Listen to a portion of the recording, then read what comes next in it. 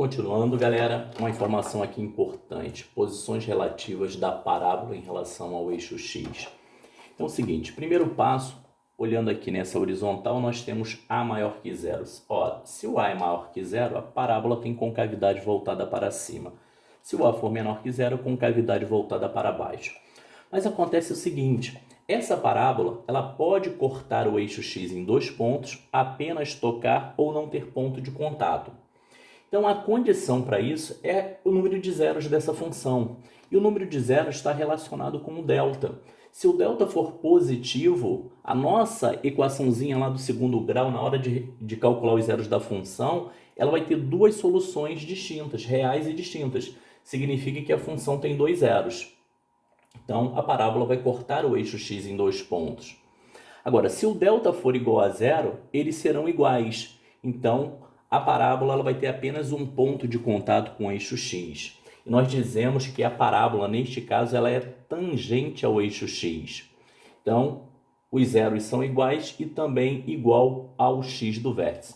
E nesse terceiro caso, quando o delta for menor que zero, a parábola não vai ter ponto de contato com o eixo x, tá? Eu digo aqui que a função quadrática ela é estritamente positiva. Isso quer dizer o quê? Qualquer que seja o meu x, a imagem é sempre positiva.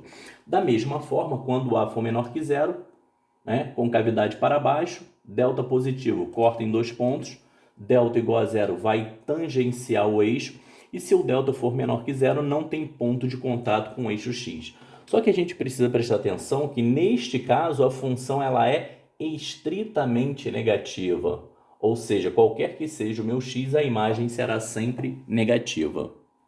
Isso daqui é de extrema importância na hora de estudar o sinal de uma função quadrática e também de resolver as inequações. Gente, nós temos aqui um treinamento bem interessante, tá?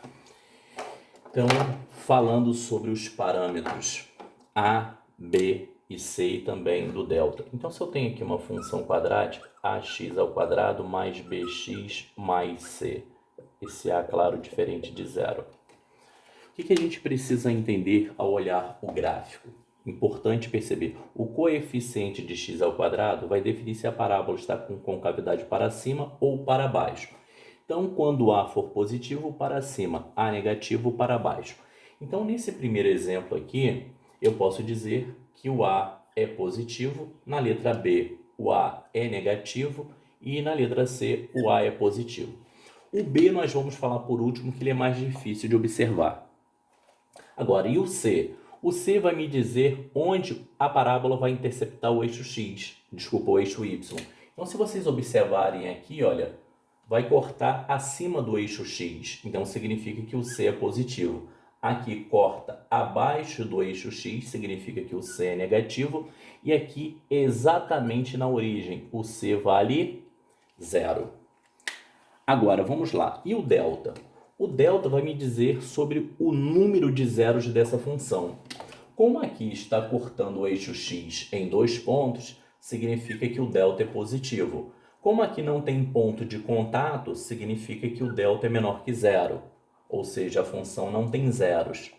E neste caso, a parábola é tangente ao eixo x. Então, significa que os zeros são iguais, inclusive igual ao x do vértice. Nesse caso, o delta é zero. Agora, como perceber o sinal do b? Para perceber o sinal do b é um pouco mais difícil. A gente tem que pensar nisso daqui, olha. O x do vértice, ele é menos b sobre 2a. É a partir daí que a gente vai chegar ao sinal de b. Então, se vocês olharem aqui, olha, o x do vértice aqui, ele é um número positivo. Então, vamos lá. Na letra A, como fica isso? Na letra A, a gente tem o quê? O x do vértice é positivo. Aqui é menos. O A é positivo.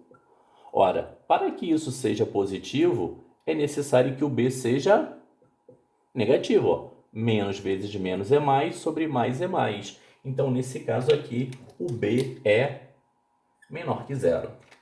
Agora, e neste outro caso, x do vértice aqui também é positivo.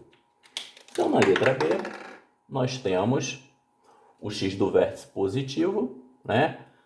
Aí eu tenho menos o b, eu não sei qual é, sobre o 2a, só que o a é negativo, então aqui é menos.